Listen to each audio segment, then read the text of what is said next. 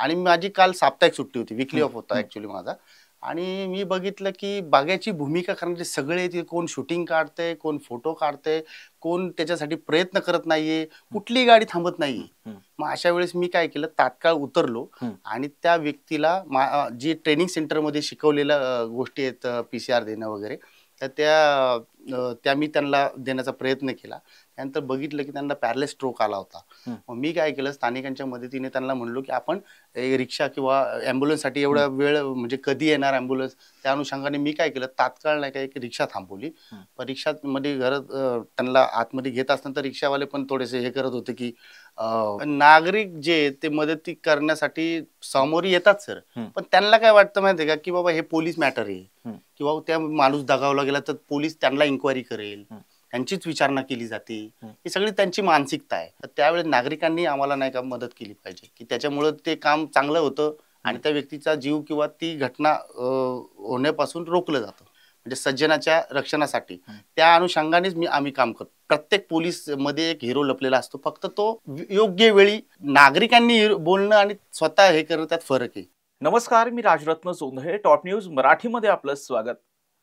Top news मराठीच्या स्टुडिओमध्ये आजवर आपण अनेक मोठे राजकीय नेते, मोठे पोलीस अधिकारी, वरिष्ठ शासकीय अधिकारी यांच्या मुलाखती घेतल्यात.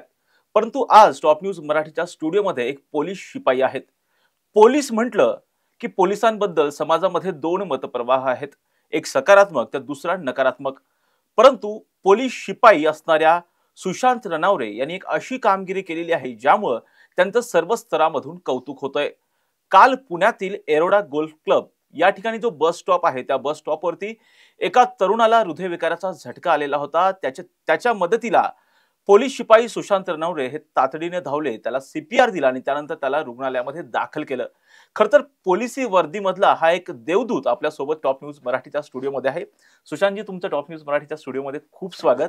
खरं तर तुमचं सर्व स्तरामधून काल जो प्रकार घडलेला होता, तुम्ही त्या ज्याला हृदयविकाराचा झटका आलेला होता त्याच्या मदतीला धावला, त्याला रुग्णालयामध्ये दाखल केलेलं आहे. तुमचं या बाबतीमध्ये सर्व स्तरामधून कौतुक करण्यात येते. खरं तर काल नेमकं काय घडलेलं होतं? सर, मी एरोडा परिसरामध्ये माझे मामे सासरे राहतात आणि त्या भागामध्ये मी गेलो असता तिकडून घरी येताना साधारण 5:30 पावणे 6 झाले होते संध्याकाळची वेळेस. आणि मी गाडीवरती प्रवास करत असताना गोल क्लब चौकचा जो सिग्नल आहे तो क्रॉस करून पुढे आलो. आणि पुढे आल्यानंतर मला दिसलं की एक बस स्टॉप आहे, गोल क्लबचा जो गेट आहे त्याच्यात पुढे गेल्यानंतर एक 50 मीटर अंतरावरती एक बस स्टॉप आहे. त्या बस स्टॉपवर बऱ्याचशा महिला वगैरे थांबल्या होत्या, काही पुरुष होते. आणि तिथं मी बघितलं एक व्यक्ती असा खाली पडला होता आणि त्याला पूर्ण फीट वगैरे आलती, घाम फुटला होता, डोळे लाल झाले होते, तोंडातनं फेस येत होता, तो ओमिटिंग करत होता. या सगळ्या गोष्टी मला निदर्शनास आल्या. आणि माझी काल साप्ताहिक सुट्टी होती, विकली ऑफ होता ऍक्च्युली माझा. आणि मी बघितलं की बागाची भूमिका करणारे सगळे ते, कोण शूटिंग काढते, कोण फोटो काढते, कोण त्याच्यासाठी प्रयत्न करत नाहीये, कुठलीही गाडी थांबत नाहीये. मग अशा वेळेस मी काय केलं, तात्काळ उतरलो आणि त्या व्यक्तीला जी ट्रेनिंग सेंटरमध्ये शिकवलेल्या गोष्टी आहेत, PCR देणं वगैरे, तर त्या मी त्यांना देण्याचा प्रयत्न केला. त्यानंतर बघितलं की त्यांना पॅरालिस स्ट्रोक आला होता. मग मी काय केलं, स्थानिकांच्या मदतीने त्यांना म्हणलो की आपण रिक्षा किंवा ॲम्ब्युलन्ससाठी एवढा वेळ म्हणजे कधी येणार ॲम्ब्युलन्स, त्या अनुषंगाने मी काय केलं, तात्काळ नाही का एक रिक्षा थांबवली. पण रिक्षामध्ये घरात त्यांना आतमध्ये घेत असताना तर रिक्षावाले पण थोडेसे हे करत होते की साहेब लवकर करा वगैरे वगैरे. तिथे एक गृहस्थ होते, एक व्यक्ती होते, ते म्हणले सर एक काम करू, कुठं न्यायचंय? तर म्हटलं जवळच्या हॉस्पिटल तात्काळ नेऊ म्हणलो, त्यांची क्रिटिकल कंडिशन आहे. आणि मग मी काय केलं, त्या व्यक्तीच्या त्यांच्या गाडीमधून स्कॉर्पिओ गाडी होती आणि काळ्या रंगाची होती, त्यांच्यामध्ये त्या गाडीमध्ये त्यांना टाकलं. आणि मी गुंजन टॉकीज एरोडा त्याच्या शेजारीच नाही का शहा हॉस्पिटल आहे, तिथं मी तात्काळ घेऊन गेलो होतो. साधारण 5:30 पावणे 6ची ही घटना आहे. त्यानंतर मी तिथं गेल्या असता तिथून त्यांचे जे वॉर्ड बॉय वगैरे आले, त्या नर्सेस वगैरे आले आणि त्यांना घेतलं. त्यांना वॉमिटिंग होत होती आणि खूप त्रास होत होता. त्यानंतर त्यांनी बघितलं असता त्यांना निदर्शनास आलं की या व्यक्तीची कंडिशन खूप बॅड आहे. त्यांच्याकडे असलेला, त्यांच्या खिशामध्ये असलेला मोबाईल आणि वॉलेट मी ताब्यात घेतलं आणि त्यानंतर त्यांच्या वॉलेटमध्ये त्यांचं आधार कार्ड मिळून आलं. आधार कार्ड वरती ऍड्रेस होता, त्यांचं नाव कळलं मला, संदीप सावंत नावाचे व्यक्ती, आणि ते लोहगाव धानोर या भागामध्ये राहतात. आणि मग त्यानंतर त्यांच्या बायकोचा मला त्यांच्याच मोबाईलवरती फोन आला. तर मी आधी बोललो त्यांच्या बायकोबरोबर, तुम्ही काय काळजी करू नका म्हणलो, मी आहे इथं, काय काळजी करू नका. आणि मग मी त्यांचा एक मित्राचा नंबर मला त्यात मिळाला, कदम नावाची व्यक्ती होती, त्यांच्याशी मी संपर्क साधला. कदम हे तात्काळ आले त्या घटनास्थळी, आणि कदमला मी विचारलं की हे काय करतात. तर त्यांनी सांगितलं आम्ही ARD मध्ये कामाला आहे, म्हणजे गव्हर्नमेंटला आहेत. म्हटलं अच्छा. तर मग त्यांना म्हटलं यांना तात्काळ आपण इथं दुसरं हॉस्पिटल घेऊन जाऊ. तर डॉक्टरने सल्ला दिला की तुम्ही सह्याद्री हॉस्पिटल जे येरवड्याचं आहे तिथं घेऊन जावा. पण त्यांची म्हणणे त्यांची कॅपॅसिटी नाही म्हणले तेवढी असं. मग त्यांच्या बायकोची येण्याची वाट पाहतोवर आम्ही थांबलो, आणि मग नंतर त्यांना DY पाटील हॉस्पिटल जे पिंपरीमधलं आपलं आहे तिथं आम्ही शिफ्ट केलं. सर, आपण बघतोय की ज्यावेळेस अशा घटना घडतात त्यावेळेस मदतीला कोण धावत नाही.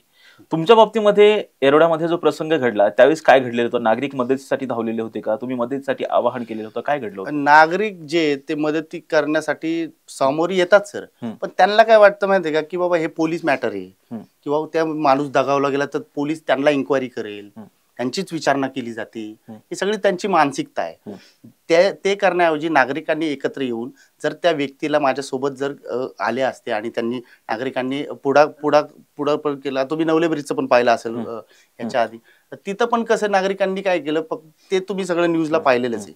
तर नागरिकांकडून आमची एवढीच मागणी असते की बाबा आम्ही जर एखादं समोर धावून येतो, म्हणजे आम्ही मदतीसाठी जर आम्ही मदत करतो, तर त्यावेळेस नागरिकांनी आम्हाला नाही का मदत केली पाहिजे, की त्याच्यामुळं ते काम चांगलं होतं आणि त्या व्यक्तीचा जीव किंवा ती घटना होण्यापासून रोखलं जातं. ही घटना तर काल घडलेली आहे. याआधी जर पाहिलं तर याच महिन्यामध्ये आणखी एक घटना घडलेली होती, जी की बाणेर परिसरामध्ये घडलेली होती. 9 नोव्हेंबरच्या दरम्यान जी घडलेली होती.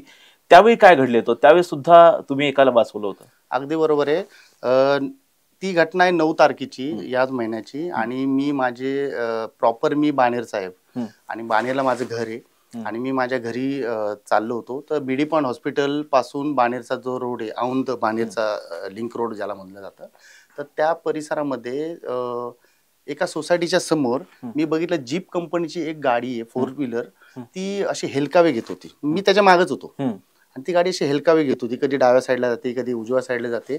आणि मी बघितलं की यार म्हणलो ही गाडी का अशी करते. मग मी त्याच्या डाव्या बाजूला आलो, आणि मी बघितलं तर ती व्यक्ती ही चालत्या गाडीमध्येच घटना आहे, आणि मी बघितलं त्या व्यक्तीला स्ट्रोक आला होता. हे निदर्शनात कधी आलं, ज्यावेळेस मी पाहिलं त्या काचामधून, तर ती व्यक्ती अशी, त्यांनी म्हणजे हात पण सोडले होते, त्याच्या तोंडातून फेस आलता, डोळे पांढरे झालते.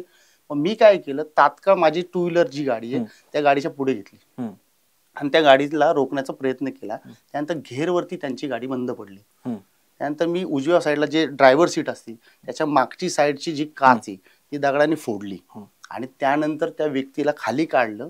आणि जे ट्रेनिंग सेंटरमध्ये, जसं मी तुम्हाला सांगितलं की ट्रेनिंग सेंटरमध्ये शिकवल्याप्रमाणे मी त्यांना PCR दिला, तर थोडेसे ते स्टेबल झाले. नंतर त्यांच्या गाडीमध्ये टाकलं, आणि मी त्यांना जवळच ज्युपिटर हॉस्पिटल आहे, आणि तिथं तात्काळ घेऊन गेलो. त्यानंतर तिथं इमर्जन्सी वॉर्डमध्ये त्यांचा उपचार झाला, आणि त्यानंतर 1-2 तासानंतर ते शुद्धीवर आले. त्यांची मिसेस संगत माझं फोनवरती बोलणं झालं. त्यांचाच मोबाईल होता, त्यांच्या हातामध्ये असलेली सोन्याची अंगठी, त्यानंतर त्यांचं वॉलेट होतं, iPhone कंपनीचा मोबाईल होता, हे मी ताब्यात घेतलं. आणि त्यांच्या मिसेसचा फोन आला त्या दरम्यान. मी म्हणलो त्यांच्याच फोनवरती, आणि मी बघितलं की सुधा नाव लिहिलं होतं, त्यांच्या मिसेसचं नाव सुधा आहे. तर मी बघितलं, मी फोन उचलला, तर ते ऍक्च्युली आहेत आंध्र प्रदेशचे आहेत ते. तर ते माझ्याशी बोलले, म्हणले वो अभी सब्जी लाने गए थे. तो म्हणले मैम उनको ऐसा ऐसा हुआ है, तो मैं उनको ज्युपिटर हॉस्पिटल में लेके आया हूँ, आप घबराइए नहीं, हाँ मैं यहीं पे हूँ. मग त्या त्यांच्या एक फॅमिली डॉक्टर आहेत, त्यांच्या फॅमिली फ्रेंड्स आहेत, त्यांना घेऊन आल्या, आणि ते स्टेबल झाले. त्यानंतर तिथं स्थानिक जे पत्रकार तिथं कोण होते, तर त्यांनी तिथं तो फोटो काढलेला आपण पाहिलाच असेल, तर तो फोटो त्यांनी काढलेला आहे. त्यानंतर आत्ता मध्ये पण त्यांनी इंस्टाग्रामला त्यांनी एक व्हिडिओ टाकला होता. त्यांनी मागणी केलेली आहे सरकारला की माझा उल्लेखनीय कामगिरीचं दखल घेऊन मला पारितोषिक देण्यात यावं करून. आणि त्यानंतर मला 2 दिवसानंतर त्यांनी घरी बोलवलं त्यांनी, आणि मला त्यांनी माझं अभिनंदन केलं आणि आभार व्यक्त केले घरी बोलून. सर आपण बघतो की ज्यावेळेस एखाद्या चालत्या कारमध्ये एखाद्याला स्ट्रोक आलेला होता, आता तुम्ही जसं सांगितलं बानेरमध्ये एका चालत्या गाडीमध्ये स्ट्रोक आलेला होता, अशा वेळी तुम्ही कशा पद्धतीने रिस्क घेतली आणि ही गाडी थांबवली? आणि यावेळी म्हणजे पाहतोय की अशा ज्या घटना घडतात ज्यावेळेस एखाद्या भर रस्त्यामध्ये चारचाकी थांबते तेव्हा मोठ्या प्रमाणात ट्रॅफिक सुद्धा जाम होतं, अगदी तेव्हा नागरिकांच्या कशा पद्धतीच्या प्रतिक्रिया होत्या? नागरिक धावून आले होते का यावेळी? अगदी बरोबर आहे. त्यावेळेस काय झालं की ती टू व्हीलर जर गाडी मी समोर घेतली नसती हं. आणि त्यांना स्ट्रोक आलेलं हे मला निदर्शनास आल्यानंतर जर समजा त्या त्या व्यक्तीनी हं. त्या कंडिशन मध्ये त्यांचा एक्सिलेटरवर जर पाय पडला असता हं. तर ती व्यक्ती ही दगवली असती. इतर ती गाडी जर कुठे घुसली असती किंवा तर ते इतर तिथल्या रहिवाशांचे किंवा येणाऱ्या जाणाऱ्यांना ती गाडी ठोकून त्यांचा मोठा अपघात झाला असता. त्या अनुषंगाने मी ही सगळी गोष्ट तात्काळ क्विक करून मी ती गाडी अडवण्याचा प्रयत्न केला की जेणेकरून ती गाडी बंद पडली पाहिजे. हं. आणि ती गाडी जीप कंपनीची थोडी इम्पोर्टेड गाडी आहे. हं. तिचे म्हणजे कंडिशन तर समजत नव्हती. मी ज्यावेळेस आलो ती आतून लॉक होती गाडी. हं. ती गाडी आतून लॉक होती. ती खोलताच येत नव्हती. त्यामुळे मला ती काच फोडणं गरजेचं होतं. मी ती काच फोडून त्यांना बाहेर काढलं. सर जसं बानेरची घटना होती थोड्या वेळापूर्वी आपण ज्यावेळेस बोलत होतो, तुम्ही सांगितलं होतं की त्यावेळेस तुम्ही सिव्हिल ड्रेसवरती होता. अगदी त्यावेळेस कसे चॅलेंजेस होते तुमच्यापुढे? काय मी नाईट ड्युटीला होतो हं. आणि नाईट ड्युटी करून मी घरी गेलो आणि त्यानंतर मग मी माझे राहत्या घरी म्हणजे गावचं घर आहे माझं बानेरला. तिकडे होतो. काय माहिती आहे का पोलीस हा 24 तास बांधिले हं. आणि ज्यावेळेस आम्हाला ट्रेनिंग सेंटरमध्ये शिकवलं जातं पोलीस 24 तास बांधिले हं. आणि आपलं पोलिसाचं जे ब्रीद वाक्य आहे सदर्शन आहे खलनिग्रहण आहे हं. म्हणजे सज्जनाच्या रक्षणासाठी हं. त्या अनुषंगानेच आम्ही काम करतो. हं. प्रत्येक पोलीस मध्ये एक हिरो लपलेला असतो. फक्त तो योग्य वेळी नागरिकांनी बोलणं आणि स्वतः हे करणं त्यात फरक आहे. मग मी तेच उद्देशाने आम्ही काम करत असतो ना आणि याचं मुख्य श्रेय माननीय पोलीस आयुक्त पुणेश्वर साहेबांना जातं आणि त्यांच्या मार्गदर्शनाखाली आम्ही काम करत असतो या हद्दीमध्ये. सर ही जी घटना घडली म्हणजे जसं आता बानेरमध्ये 9 तारखेला जी घटना घडली, तुम्ही एकाचे प्राण वाचवले किंवा काल जी घटना घडली, खरं तर बानेरच्या घटनेच्या बाबतीमध्ये तुम्हाला इतर तुमच्या मित्रांचे असतील किंवा त्यांच्या नातेवाईकांचे इतरांचे काही कॉल आले का? तुमचं काही अभिनंदन वगैरे झाले? भरपूर जणांचे कॉल आलेत. माझे ग्रुप काही ग्रुप्स आहेत त्यांनी हे केले नातेवाईकांमध्ये माझे त्यांनी माझं अभिनंदन केलं. बानेरमध्ये माझे जे रणवरे कुटुंब आहे त्यांनी मला विहारामध्ये सत्कार केला आणि बानेरचे काही नवीन उमेदवार आहेत त्यांनी बोलून मला सत्कार केलेला आहे. आता त्या जे तुम्ही ज्यांचं 9 तारखेची जी घटना आहे त्यांचं नाव सुरेश अडप्पा आहे. त्यांचे नातेवाईक आणि त्यांचे मित्र आज मला घरी भेटायला येणार आहेत. त्यांनी मला फोन केला होता की सर हम लोग आपके पास मिलने आ रहे. म्हणलो ठीक है मैं अवेलेबल तो आप मिलने आ सकते. तुम्ही वर्दीमध्ये आहात, वर्दीमधून तुम्ही कुठेतरी एक देवदूत म्हणून त्यांच्या मदतीला धावलेले आहात. ज्यावेळेस एखाद्याचे प्राण वाचतात आणि ती व्यक्ती जेव्हा तुमचं कौतुक करते किंवा तुमचे आभार मानते त्यावेळेस काय भावना असतात? असं वाटतं की प्रत्येक पोलीस कर्मचाऱ्यांनी ही भूमिका बजावून आपलं कर्तव्य म्हणजे काम करावं आणि हे देवदूत जो शब्द वापरताय ना म्हणजे ते कसं आहे माहिती का की आम्ही देव नाहीये. आमची ही भूमिका नाही की आम्हाला कोणी देव म्हणावं पोलिसाची. तर आम्हाला ज्यासाठी ही वर्दी दिलेली आहे तेच काम आम्ही करतो. आता आमच्याबद्दल निंदा होत असतील नसतील होत ते आम्हाला त्याचे पण आम्हाला ज्यावेळेस 24 तास आम्ही ज्यावेळेस सरकारला बांधील आहोत तर आम्हाला सज्जनांच्या रक्षणासाठी येणे. त्यामध्ये असं काही नाही की तुम्ही ऑफ ड्युटी आहात का ऑन ड्युटी आहात. तुमच्या समोर जी घटना घडतीये आणि कधी कधी काय होतं माहितीये का की समजा ड्युटी संपल्यानंतर काही कर्मचारी घरी जात असतात त्यांच्या समोर एखादा अपघात घडतो किंवा काय घडतं तर अशा वेळेस त्या कर्मचाऱ्यांना बोलता नाही येत की मी ऑफ ड्युटी. त्याला ते काम करावंच लागतं कारण लोकांची नागरिकांची बघण्याची भूमिका आहे. पोलीस थांबला यार उसके सामने ऐसा हो रहा है त्यांच्या समोर असं घडतंय. त्यामुळे ह्या गोष्टी आम्ही निदर्शन डोक्यातनं काढून आम्हाला ते काम करावंच लागतं. बऱ्याचदा आपण बघतोय की आपला जॉब जोपर्यंत आहे तोपर्यंत आपली ड्युटी आहे तोपर्यंत आपण कर्तव्य बजावत असतो. ज्यावेळेस आपला जॉबचा टायमिंग संपतो त्यावेळेस ते आपलं काम नाही असं अनेक जण करताना पाहायला मिळतात. शासकीय नोकऱ्यांमध्ये सुद्धा असो पोलिसांमध्ये सुद्धा असो त्यांच्या बाबतीमध्ये तुम्ही काय सांगाल ज्या पद्धतीचं तुम्ही दर्शन घडवलं? नाही कसं आहे माहिती का असं काय नाही की पोलीस नाही परंतु मी जसं तुम्हाला सांगितलं की 12 तास जरी ड्युटी आमची असेल 12 तास परंतु आम्ही 24 तास बांधील आहोत. म्हणजे आम्हाला सुट्टीचं कसं आमच्या कामाच्या स्वरूपानुसार आम्हाला सुट्टी मिळत असते परंतु आम्ही 24 तास बांधील असल्या कारणामुळे आम्हाला असं म्हणताच येत नाही की आता माझी ऑफ ड्युटी झाली आणि मी आता हे नाही करू शकत किंवा काय.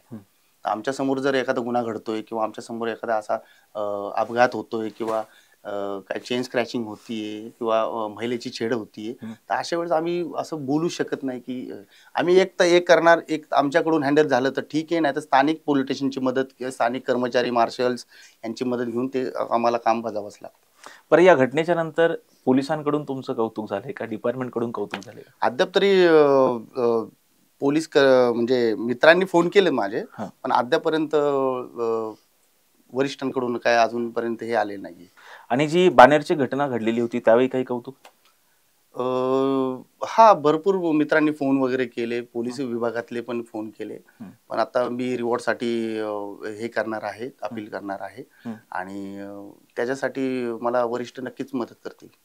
सर, दुसरी एक महत्वाची गोष्ट पाहिली तर काही वर्षांपूर्वी खडकी बाजार परिसरामध्ये सुद्धा एक भयंकर घटना घडलेली होती. त्यावेळी सुद्धा तुम्ही मोठी कामगिरी केलेली होती आरोपींना पकडून. ती घटना काय होती नेमकी? ही घटना आहे आय थिंक मला वाटतं 13 ऑगस्ट 2019 ची आहे आणि त्यावेळेस मी जुनी सांगवी परिसरात राहिलो होतो. त्यावेळेस मी रात्रपाळी कर्मचारी होतो आणि मी सापरस मार्शल म्हणून मी काम करायचो आणि मी जुन्या सांगवीतून निघालो तर मी खडकी मार्गे यायचो. खडकी मार्गेवरून येत असताना तुम्हाला ते किर्लोस्कर कंपनी माहिती असेल, त्याच्या पुढे आल्यानंतर गुरुद्वारा लागतो आणि त्या गुरुद्वाराच्या बरोबर समोरच एक एक व्यक्तीला काही 4-5 मुलं ना धारदार शस्त्रांनी वार करत होते आणि तिथं बघ्यांची भूमिका करणे, जसं मी सांगितलं तर ते गाड्यात वगैरे थांबल्यात वगैरे आणि मी हॉर्न वाजवते, मला समजत नाही बाबा ट्रॅफिक जाम काय, अपघात झालाय का काय झालंय. आणि मी बघितलं आणि मी ड्युटीला जाणार होतो आणि मी तात्काळ वेळ काय होती ही जी घटना घडली त्यावेळी? अगदी बरोबर परफेक्ट वेळ म्हणजे 8:24 संध्याकाळची. कारण आम्हाला बरोबर टायमावर पोहोचायला लागतं दिवसपाळीच्या कर्मचाऱ्याला रिलीफ देण्यासाठी. तर त्यावेळेस मी तात्काळ उतरल्यानंतर त्या जो मारेकऱ्यांना त्यांच्या मागे धावलो आणि त्यांनी कशा पद्धतीने हल्ला केला होता? म्हणजे हातामध्ये धारदार शस्त्र, कोयते वगैरे असं होतं, काही रॉड्स होते, असं होतं. आणि त्यानंतर माझा एक स्थानिक मित्र होता तिथं, मी त्याला म्हणलो की हा जो जखमी इसम आहे याच्या नातेवाईकांना हे कर, मी त्याला पकडतो. आणि मी त्या गुरुद्वारापासून TJ कॉलेज, आपल्याला माहिती असेल आलेगावकर कॉलेज, तिथपर्यंत त्या आरोपीच्या मागे पळालो. आणि त्यानंतर मग मी काय केला, थोडासा युक्तिवाद केला तिथं, म्हणजे युक्ती हे केली, आयडिया केली. मी म्हणलं आता अभी इसके आगे तू भागेगा तो मैं तेरे को फायर करूंगा, जेव्हा की माझ्याकडे कुठलंही शस्त्र वगैरे काही नव्हतं. आणि मग त्यांनी म्हणला सर आपको ये मत करो, मैं सरेंडर कर रहा हूं. आणि त्यानंतर त्यांनी ते त्याच्या हातातलं जे धारदार शस्त्र आहे त्यांनी दिलं वगैरे. आता याच्यामध्ये दुसरी गोष्ट अशी की मी तर त्याच्या मागे पळालो होतो, पण माझ्या मागे नागरिक पण पळाले होते. आणि अशा वेळेस काय होतं, नागरिक काय करतील, त्या व्यक्तीला, तो जो आरोपी आहे त्या आरोपीला चोप देण्याचं काम करतात. अशामध्ये काय होतं, त्या आरोपीला काहीतरी घटना म्हणजे काहीतरी त्यांना चोप देऊ नये यासाठी तुम्हाला दक्षता घेणे गरजेचं आहे. मग त्याला काय झालं, जर त्या आरोपीला काय झालं तर मग हे आमच्यासाठी चांगलं नाही ना. म्हणजे मग पोलिसाची जबाबदारी येते, जरी तो आरोपी असला तरी पोलिसाची जबाबदारी आहे ना. मग तुम्ही कशा पद्धतीने ज्यांचा रोष होता, नागरिकांचा रोष होता, त्यांना कसं शांत केलं? मग मी काय केलं, तात्काळ नाही का सगळ्यांना सांगितलं, नागरिकांना सगळ्यांनी 100 नंबरला फोन करायचा आणि ज्याचा लागेल त्यांनी माझ्याकडे द्या. मग त्यांनी एका व्यक्तीचा फोन लागला, मी फोनवर कंट्रोलशी बोललो, कंट्रोलला म्हणलो सर मी इथं आहे, अशाची घटना घडलेली आहे. त्यानंतर API मोहिते साहेब होते खडकी बाजार पोलीस चौकीचे, ते घटनास्थळी आले, एक मार्शल आली, त्या आरोपीला ताब्यात घेतल्या आणि तो जो जखमी पडलेला इसम आहे त्याला घेऊन आम्ही Ambedkar cantonment hospital, doctor Babasaheb Ambedkar रुग्णालयाला आम्ही गेलो कॅन्टोन्मेंट मध्ये. हा, आणि मग तो उपचार त्याचा झाला. त्यानंतर मी 2 दिवसानंतर त्याच्या घरी जाऊन त्याला भेटलो होतो आणि त्याची प्रकृती आज ठीक आहे. सर, दुसरी एक गोष्ट पाहतोय आपण, ह्या ज्या तिन्ही घटना घडलेल्या आहेत त्या तिघांच्याही मदतीला तुम्ही धावून आलात. खर तर या घटना घडताना आपण बघतो की अनेक जण बघ्याची भूमिका घेत असतात. यांच्या बाबतीमध्ये तुम्ही काय सांगाल, त्यांना काय आवाहन कराल?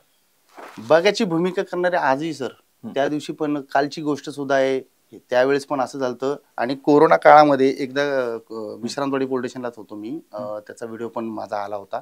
कोरोना काळामध्ये पण नाही का टिंगरेनगर रस्त्यावर लेन नंबर 6 इथे एक इसम पडला होता, असं म्हणजे तर त्याला त्रास होत होता. त्यावेळेस पण कुणी येत नव्हतं मदतीला, कोणीही मदतीला येत नव्हतं. त्यावेळेस पण मी त्या व्यक्तीला ॲम्ब्युलन्समध्ये टाकून आम्ही 40 नंबर वॉर्ड जे ससून रुग्णालय तिथं घेऊन गेलो होतो. तर हे जी बघ्याची भूमिका करणार ना, तर मला नागरिकांना एक असं म्हणायचं आहे, की नागरिकांनी आम्ही जर नाही का नागरिकांसाठी झटतो किंवा तुम्हाला प्रत्येक वेळी तुमचे भांडणं वगैरे कुठल्याही ह्याला पोलिसाची मदत लागते. त्यावेळेस नाही का आम्हालाही असं वाटतं, की आम्ही जर काम करतोय तर आम्हाला ज्यावेळेस गरज लागते नागरिकांची, तर ते नागरिकांनी पण समोर यावं आणि नागरिकांनी आम्हाला मदत करावी. आपण बघतो की नवले ब्रिजची जी घटना आहे, एवढा मोठा भयंकर अपघात झाला, 8 जणांचा मृत्यू झाला होता, 17 ते 18 जण जखमी झालेले होते. एवढं सगळं होत असताना एका बाजूला पाहतोय की वाहनं जळतायत, लोक मृत्युमुखी पडतायत, तर दुसऱ्या बाजूला नागरिक मदतीला धावण्याऐवजी तिथं जे सोन्याचे दागिने असतील किंवा जे पैसे असतील, मोबाईल असतील, ते घेऊन पळताना दिसतात. हे सगळं पाहून काय वाटतं? असं अतिशय लाजिरवाणी वाटतं सर, अतिशय लाजिरवाणी वाटतं. काय आहे माहिती आहे का, अशा वेळेस नागरिकांनी एकत्र येऊन तिथला आता घटना घडलेली आहे, ते व्यक्ती मृत्युमुखी पडले, तर पोलिसांना मदत करणे, डॉक्टर्स होते तिथं उपस्थित, त्यानंतर आमचे वरिष्ठ अधिकारी होते, त्यानंतर तिथं आरोग्य विभागाचे अधिकारी होते. अशा जे पण अधिकारी तिथं उपस्थित आहे त्यांना मदत केली पाहिजे सर, की रहदारीला अडथळा येऊ नये त्यासाठी त्यांनी. पण हे मला म्हणजे आम्हाला कोणालाच या गोष्टी आवडल्या नाही, की नागरिकांनी असं वागलंय तिथे. एवढी मोठी कामगिरी तुम्ही केला, दोघांचे प्राण वाचवलात. खडकी बाजार परिसरामध्ये सुद्धा तुम्ही आरोपीला पकडून दिलेलं होतं. कोरोना काळामध्ये सुद्धा तुम्ही मोठं काम केलं होतं. खरं तर सगळीकडून आता तुमचं महाराष्ट्रभरातून कौतुक होतंय. कुठं तुमचा सन्मान व्हावा, पदक मिळावं, जसं आपण बघतो की शौर्य पुरस्कार मिळत असतो, राष्ट्रपती पदक मिळत असतं, असा काही तुमचा सन्मान व्हावा असं काही वाटतं? अगदी वाटतं सर, पण कारण प्रत्येक पोलीस कर्मचारी आपलं जीवाचं रान करून ड्युटी करत असतो आणि त्यांची अपेक्षा असते की आम्हाला शासनाकडून गौरवण्यात न्यावं, अशी त्याची प्रत्येकाची अपेक्षा असते. आणि आपण व्हिडिओ पाहिला असेल की 9 तारखेची जी घटना आहे, त्याच्यामध्ये त्या